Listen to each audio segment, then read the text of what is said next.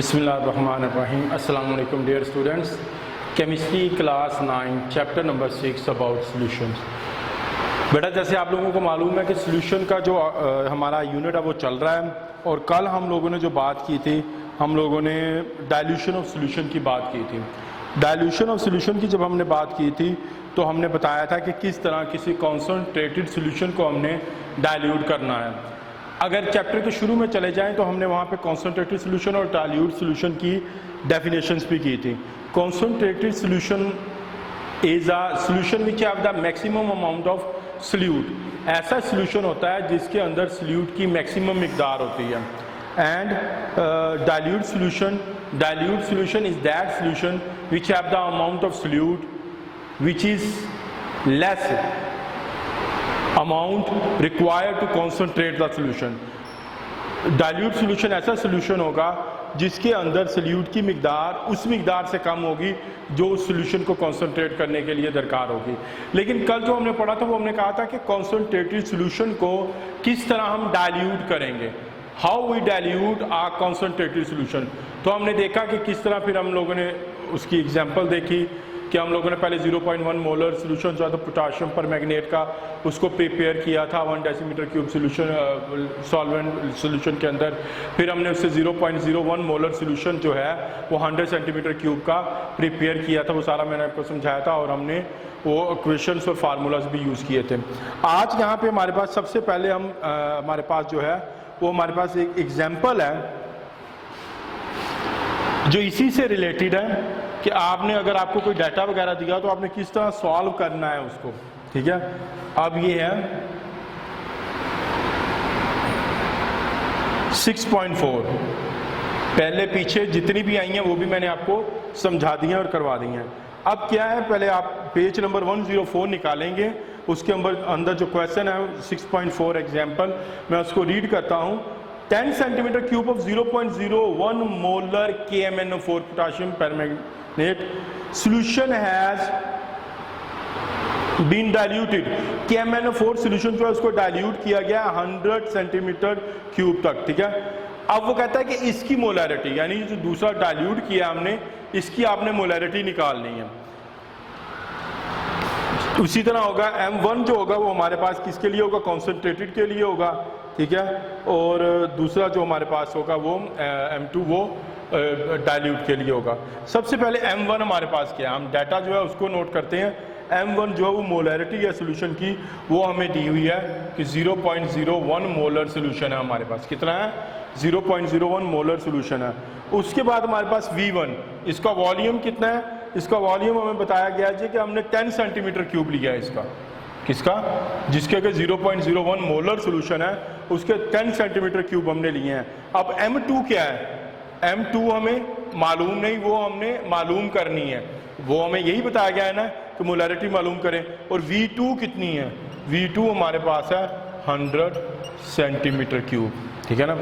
अब 0.01 molar solution जो है उसके 10 सेंटीमीटर क्यूब हमें दिए गए हैं और हमने इससे 100 सेंटीमीटर क्यूब का सॉल्यूशन प्रिपेयर किया है। अब वो कहता है कि ये जो हमने 100 सेंटीमीटर क्यूब का सॉल्यूशन प्रिपेयर कर लिया है, इसकी मोलैरिटी अब कितनी होगी, इसकी मोलैरिटी अब कितनी होगी, इसकी मोलैरिटी हमने फाइंड आउट करनी है। क्या करनी है, फाइंड आउट करनी है। आप लोगों को मालूम है, हम सबसे पहले यहाँ पे क्वेश्चन लगाएंगे। वो क्या है हमारे पास, M1 V1 is equal to M2 V2 V2। अब हम जिन यहाँ पे हमने क्या मालूम करना है, V2 मालूम करना है। देखिए क्या होगा, M1 V1 is equal to V2 M2। ठीक है, क्या हो जाएगा, M2 is equal to M1 V1 V2।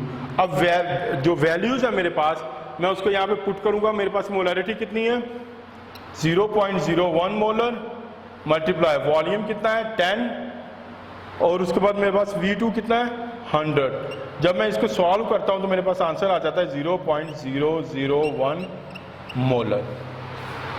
0.001 molar, यानी जो सॉल्यूशन हम 100 सेंटीमीटर क्यूब का प्रिपेयर करेंगे वो हमारे पास कितना होगा, वो हमारे पास तकरीबन 0.001 मोलर हो जाएगा। कितना हो जाएगा, 0.001 मोलर हो जाएगा। मैं एक बार फिर आपको समझाता हूं, ठीक है। हमारे पास एक सॉल्यूशन दिया गया है जो कि जिसकी मोलरिटी है 0.01 मोलर, उसके हमें 10 सेंटीमीटर क्यूब दिए गए हैं। हमने उन 10 सेंटीमीटर क्यूब से 100 सेंटीमीटर क्यूब सॉल्यूशन प्रिपेयर कर लिया है। वो कैसे किया वो मैंने कल आपको समझाया था कि हम 10 सेंटीमीटर लेके एक फ्लास्क के अंदर डालेंगे और 100 सेंटीमीटर तक डिस्टिल वाटर उसमें ऐड करके उसको शेक करेंगे तो हमारा 100 सेंटीमीटर क्यूब सॉल्यूशन प्रिपेयर हो जाएगा। अब वो कहता है कि ये जो सॉल्यूशन हमारा प्रिपेयर हो गया है या जो हमने करना है, जो हमने कर लिया है, अब उसकी मोलैरिटी कितनी होगी, उसकी मोलैरिटी हमने फाइंड आउट करनी है। तो हम क्या करेंगे, अपनी इक्वेशन को यूज करेंगे m1v1 is equal to m2v2। चूंकि m2 हमने मालूम करना है तो वो बाहर आ जाएगा, m1v1 ओवर v2 हो जाएगा। m2 is equal to m1v1 over v2। Values को हम इसमें पुट कर देंगे। m1 जो है मोलैरिटी है, मोलैरिटी ऑफ सॉल्यूशन 1 जो हमने यूज किया, यूटिलाइज किया है, उसकी मोलैरिटी हमारे पास है 0.01 मोलर कॉन्सेंट्रेटेड है ये, ठीक है। और V1 क्या है, वॉल्यूम है कॉन्सेंट्रेटेड सॉल्यूशन का, जिसको हमने इस्तेमाल किया है 100 सेंटीमीटर क्यूब सॉल्यूशन को बनाने के लिए। वो हमारे पास 10 है, वो हमने 10 मल्टीप्लाई 10 कर दिया डिवाइडेड बाय। अब M2 मोलैरिटी ऑफ सॉल्यूशन है जो हमने प्रिपेयर किया है, वो हमने फाइंड आउट करनी है। और V2 हमारे पास जो वॉल्यूम हमने प्रिपेयर किया सॉल्यूशन का, वो हमारे पास 100 सेंटीमीटर क्यूब है, तो 100 हमने डिवाइडेड बाय 100 कर दिया। जब हम इसको सॉल्व करेंगे तो हमारे पास आंसर आ जाएगा 0.01 मोलर सॉल्यूशन। यानी ये जो सॉल्यूशन होगा जो हमने इसके साथ प्रिपेयर किया है इतनी मोलैरिटी वाले के साथ, तो उसकी मोलैरिटी यहाँ पे आ जाएगी 0.01 मोलर सॉल्यूशन। यानी ये जो सॉल्यूशन हमने प्रिपेयर किया है इसकी मोलैरिटी इतनी होगी, ठीक है बेटा। अब अगला टॉपिक जो है हम उसको स्टार्ट करते हैं, जो है सॉल्युबिलिटी।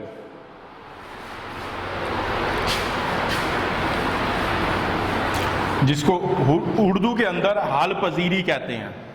सॉल्युबिलिटी, हाल पजीरी, किसी चीज का हल हो जाना, किसी चीज से मुराद सॉल्यूट का सॉल्वेंट के अंदर हल हो जाना, ठीक है। सॉल्यूट का सॉल्वेंट के अंदर हल हो जाना, solubility.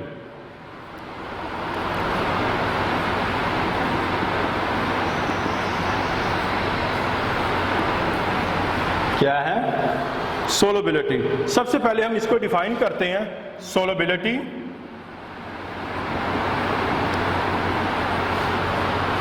is defined as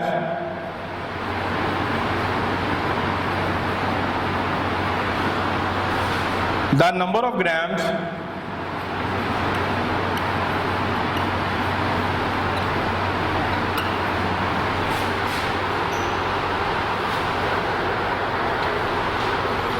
of the solute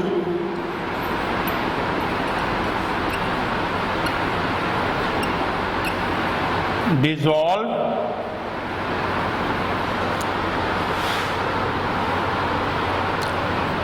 in 100 gram of a solvent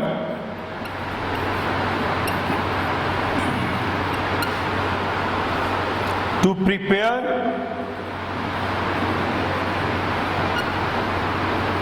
a saturated solution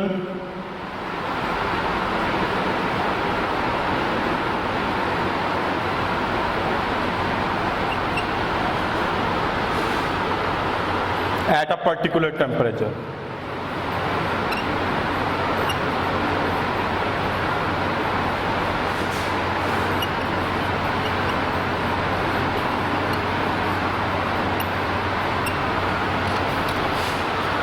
किसी खास दर्जा हरारत पर सल्यूट की ग्राम्स के अंदर वो मिकदार जो 100 ग्राम सॉल्वेंट के अंदर डिसॉल्व होगी, उसका सैचुरेटेड सॉल्यूशन बनाने के लिए, सैचुरेटेड सॉल्यूशन बनाने के लिए किसी खास दर्जा हरारत पर सल्यूट की ग्राम्स में वो मिकदार जो 100 ग्राम सॉल्वेंट के अंदर डिसॉल्व होगी, वो सॉल्यूशन की सॉल्युबिलिटी कहलाएगी। यानी किसी मखसूस दर्जा हरारत पर 100 ग्राम सॉल्वेंट के अंदर जितने ग्राम सल्यूट हल होगा, उसका सैचुरेटेड सॉल्यूशन बनाने के लिए then this is called the solubility of that solution. तो solubility क्या होगी, मैं एक बार फिर इसको डिफाइन करता हूं. Solubility is defined as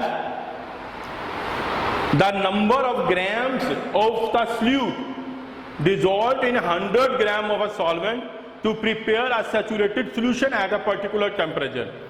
किसी खास दर्जा हरारत पर 100 ग्राम सॉल्वेंट के अंदर सल्यूट के जितने ग्राम हल होंगे उसका सैचुरेटेड सॉल्यूशन बनाने के लिए उसको हम कहेंगे कि इसकी क्या है, सोलबिलिटी है. क्या है इसकी, सोलबिलिटी है. अब हम सोलबिलिटी के प्रिंसिपल्स को जो है उनको राइट करते हैं, जनरल प्रिंसिपल्स ऑफ सोलबिलिटी. ठीक है ना, ये यहां तक आपको समझ आ गई. ये डेफिनेशन है, मैं एक बार फिर रिपीट कर देता हूं. सोलबिलिटी जो होती है वो किसी भी सॉल्यूशन की खास दर्जा हरारत, हमने क्यों कहा पर्टिकुलर टेम्परेचर, ने इसलिए कहा कि टेम्परेचर के बढ़ने से सोलबिलिटी बढ़ जाती है. क्यों बढ़ जाती है, because the kinetic energy of the molecules will increase and they move rapidly as compare to the low temperature. ठीक है, जैसे ही दर्जा हरारत बढ़ेगा मॉलिक्यूल की मूवमेंट बढ़ जाएगी. उनकी मूवमेंट बढ़ने से क्या होगा, उनकी सोलबिलिटी बढ़ जाएगी, काइनेटिक एनर्जी बढ़ जाएगी उनकी. तो इसलिए हमने कहा अगर 30 डिग्री पे कोई सोलबिलिटी है तो 35 पे ज्यादा होगी, 40-45 पे उससे ज्यादा होगी. तो इसलिए हमने टेम्परेचर को यहाँ पे मेंशन किया है कि उस पर्टिकुलर टेम्परेचर पर ये उसकी सोलबिलिटी है. इसकी एग्जांपल यूं भी हम दे सकते हैं. मिसाल के तौर पे आप ½ लीटर वाटर ले लेते हैं, 500 ml वाटर, उसकी सोलबिलिटी जो है कॉन्सेंट्रेटेड सॉल्यूशन जो है 250 ग्राम साल्ट जो है उसके अंदर डिसॉल्व हो जाता है एट रूम टेम्परेचर की बात कर लेते हैं हम 37 डिग्री पे, 37 डिग्री के ऊपर. ठीक है, अब मिसाल के तौर पे मैं यहाँ पे कुछ भी नहीं करता, अब उसकी सोलबिलिटी कंप्लीट हो गई, यानी वो मजीद साल्ट को अपने अंदर डिसॉल्व नहीं कर सकता. अब मैं दर्जा हरारत जो है, टेम्परेचर जो है उसको 60 डिग्री पे ले जाता हूं तो ये सोलबिलिटी बढ़ जाएगी. लेट्स सपोज ये 300 ग्राम पे चली जाएगी, 350 ग्राम पे चली जाएगी. तो इसीलिए हमने टेम्परेचर का जिक्र किया कि एट अ पर्टिकुलर टेम्परेचर, उस खास दर्जा हरारत पर सोलबिलिटी उतनी होगी, लेकिन अगर हम टेम्परेचर चेंज कर देंगे तो सोलबिलिटी भी चेंज हो जाएगी, सोलबिलिटी भी चेंज हो जाएगी. अब हम जनरल प्रिंसिपल्स ऑफ सोलबिलिटी की बात करते हैं.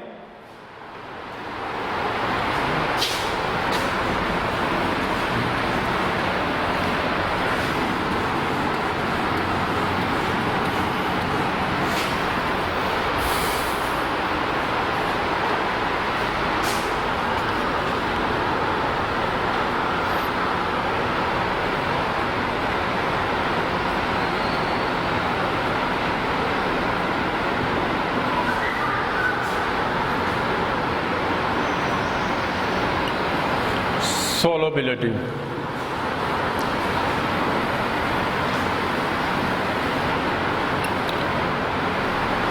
इसमें फैक्टर्स भी हैं. नंबर 1 क्या है, नंबर 1 हमारे पास है ironing compounds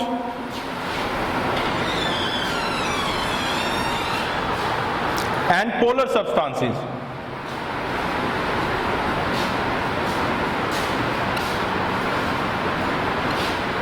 Ionic compounds and polar substances are soluble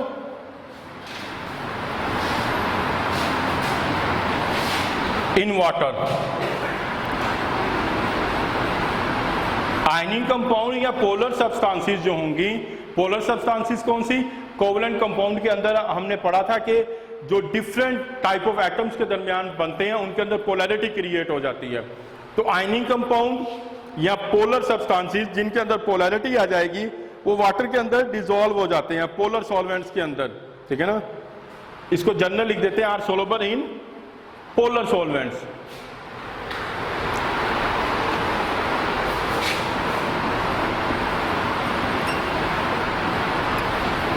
यानी ये पोलर सॉल्वेंट्स के अंदर डिसॉल्व हो जाएंगे.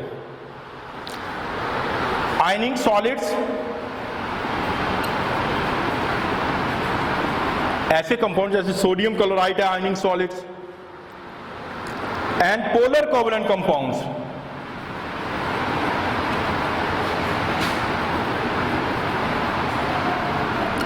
Covalent compounds are soluble in water.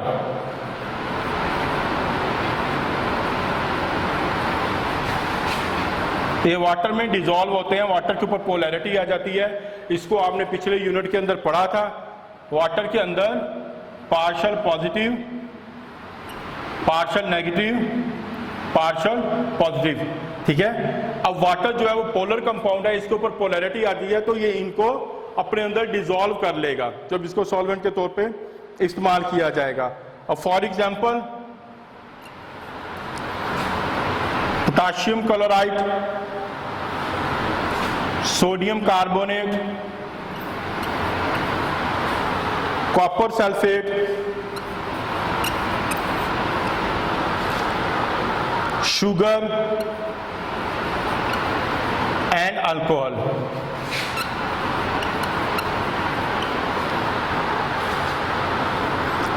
ये क्या है? ये वाटर के अंदर सारे के सारे सोलबर हैं। तो ये पॉइंट नंबर 1 था।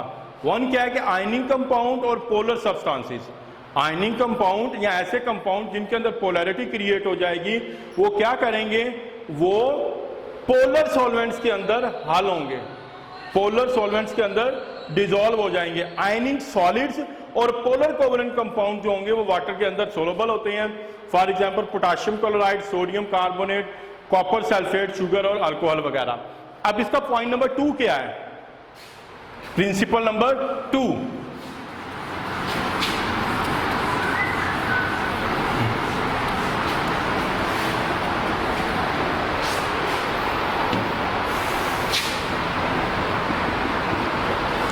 वो हमारे पास क्या है? नॉन पोलर सब्सटेंसेस, जिनमें पोलैरिटी क्रिएट नहीं होती।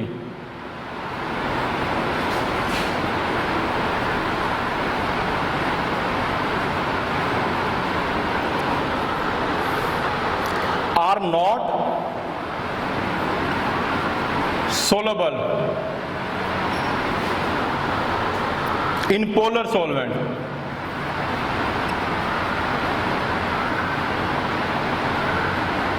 यानी नॉन पोलर सब्सटेंसेस जो होंगी वो पोलर सॉल्वेंट्स के अंदर डिसॉल्व नहीं होंगी। Non polar covalent compounds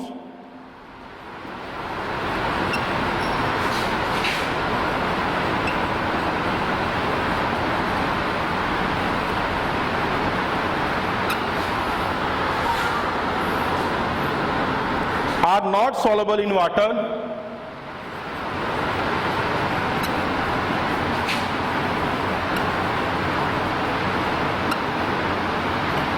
non polar covalent compound जो होंगे वो वाटर के अंदर डिसॉल्व नहीं होंगे, because water is a polar solvent.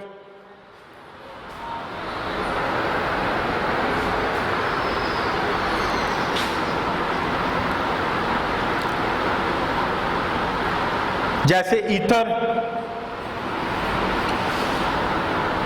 Benzene,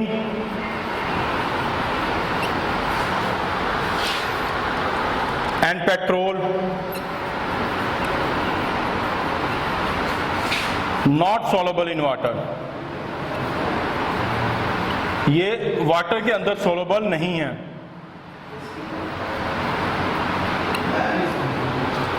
non polar substances जो हैं वो डिसॉल्व नहीं होती पोलर सॉल्वेंट्स के अंदर। नॉन पोलर कोवलेंट कंपाउंड जो हैं वो वाटर के अंदर सॉल्युबल नहीं होते हैं। जैसे कि हमारे पास ईथर है, बेंजीन है, पेट्रोल वगैरह है, वो वाटर में सोलबल नहीं है। अब प्रिंसिपल नंबर 3 जो है हमारे पास वो है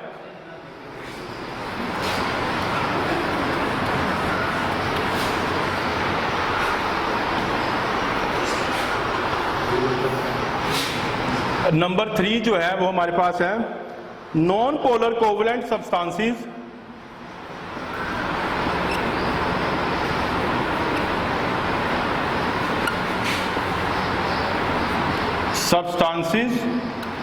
जो नॉन पोलर कोवलेंट सब्सटेंसेस जो होंगी वो सोलेबल होंगी नॉन पोलर सॉल्वेंट्स के अंदर।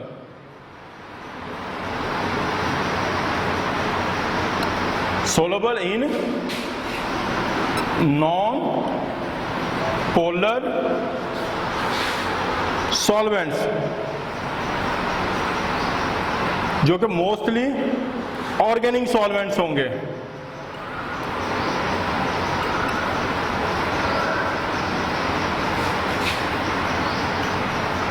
मोस्टली ऑर्गेनिक सॉल्वेंट्स होंगे।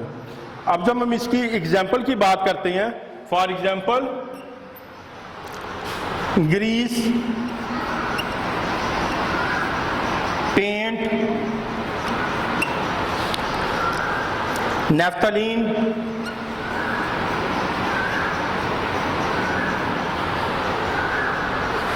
ये सोलेबल हैं ईथर के अंदर, सोलेबल इन ईथर और कार्बन टेट्राक्लोराइड।